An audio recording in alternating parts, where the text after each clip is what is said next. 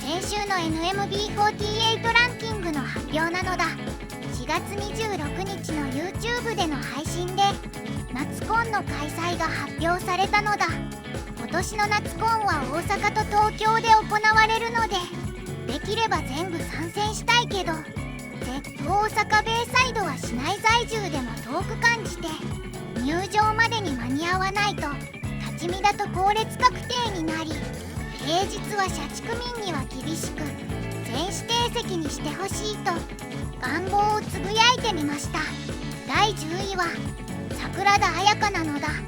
任天堂スイッチ2マリオカートワールドセットに当選してたのだ。ゲーム配信もやっているのでとても運がいいのだ。逆単に公演の MC であふられていたのも面白かったのだ。ちなみに僕は申し込む権利すらなかったので、上新の抽選にかけるのだ。第9位は住の若菜なのだ。4月21日 M のサイン公演が卒業公演だったのだ。 MC ではカニャンの初期の自己紹介がゆっくりだったという話をしていて、 DMM でウィル B アイドル公演のリバイバルを見ていたので、確かに話すスピードが今の 0.5 倍速の遅さで空探求のスピードだったのだ。セレモニー前に流れる経歴を見ていて思ったのが、お披露目から1ヶ月半で大阪城ホールでのコンサートだったので、そりゃ美咲も逃げ出すわいなと思ったのだ。ラストは夢に色がない理由を現7期生全員で披露したのだ。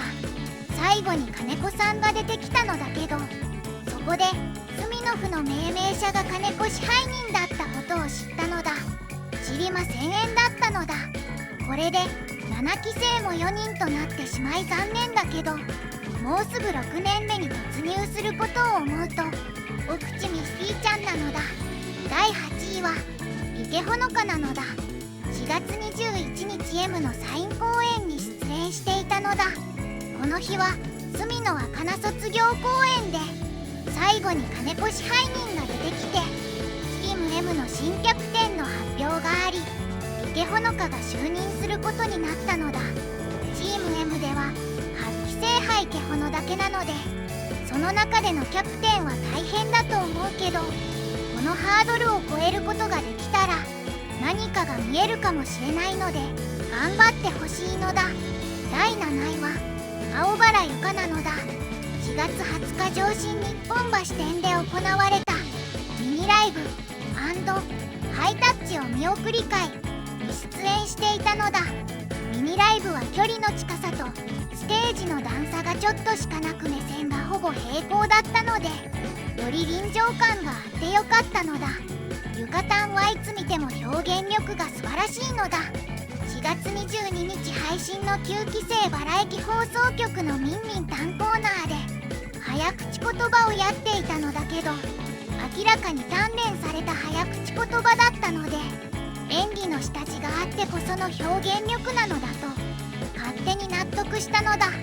重和です企画公演にも出演していたけど、その時のゆかたんの顔芸も素晴らしく、犬のモノマネ喜怒哀楽という独自のメソッド演技法の成果が出ているのだ。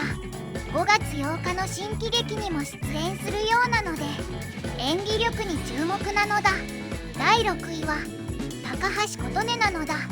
4月22日重和です企画公演に出演していたのだ。この回はコトッチと全員が対決していたのだけど、そこでのコトッチが面白かったのだ。コトッチの面白さはとにもかくにも癖が強い個性なのだ。ルソー曰く人間の人格形成は15歳から20歳にできるそうなので、コトッチにはぜひとも自伝を執筆いただき、人格形成の過程を知りたいのだ。第5位は池田天奈なのだ。4月24日のメラメラ NMB48 に出演していたのだ。ギャルマインドの明るさとワードセンスで面白かったのだ。フリップネタでは字が綺麗なので伝わりやすいのがとても良かったのだ。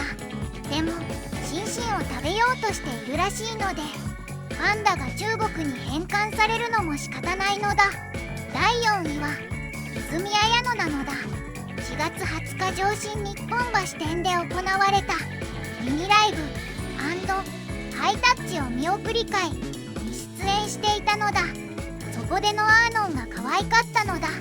そこでのアーノンが可愛かったのだ。そこでのアーノンが可愛かったのだ。大事なことなので3回言いました。以上です。第3位は船橋レイナなのだ。4月24日のメラメラ NMB48 に出演していたのだ。持ち前の演技力と顔芸でお笑いを頂戴していたのだ。若旦プレゼンツみんなの魅力を分かってほしいのコーナーでの前振りが効いていての内キャラ担当としての活躍は吉本流お笑いの英才教育を受けているだけはあるのだ。王王の称号も頂戴するほどの活躍で1億円ください靴下を履いているだけはあるのだ。第2位は坂本梨沙なのだ。4月24日のバチバチ NMB48 に出演していたのだ。胸キュンシチュエーションでの梨沙ちゃんが面白かったのだ。胸キュンシチュエーションの名を借りた名探偵コナン語りは古舘一郎に迫る勢いだったのだ。2分20秒の教えの語りを聞いて推し活とは何かを学ばせていただいたのだ。そして栄光の第1位は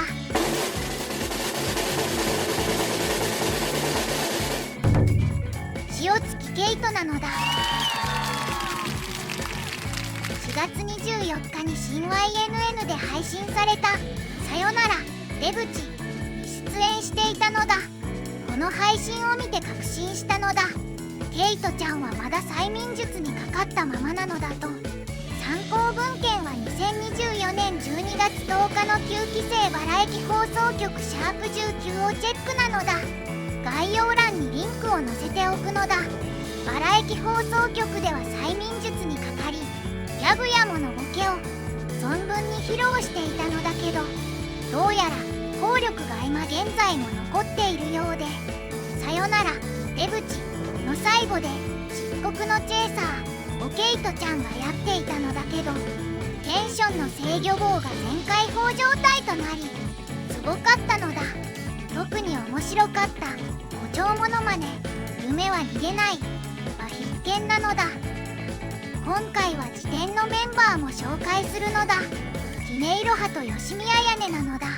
イロハンはバチバチに出演していたのだけど、盤面ラップのところが可愛かったのと頭が荒れ発言が面白かったのだ。よしみんは4月26日 NMB48 が出演した関西万博のライブ会場に現地参戦していたのだ。広島での STU48 とのコンサートにも現地参戦しており、自己プロデュース力がすごくて感心したのだ。今後の2人の活躍に乞うご期待なのだ。これは余談なんですけど、なぜかトゥルースを無償に聞きたくなったので動画を探してしまったのだ。今後も細々と動画を作成していくので傍観していただければ助かるのだ。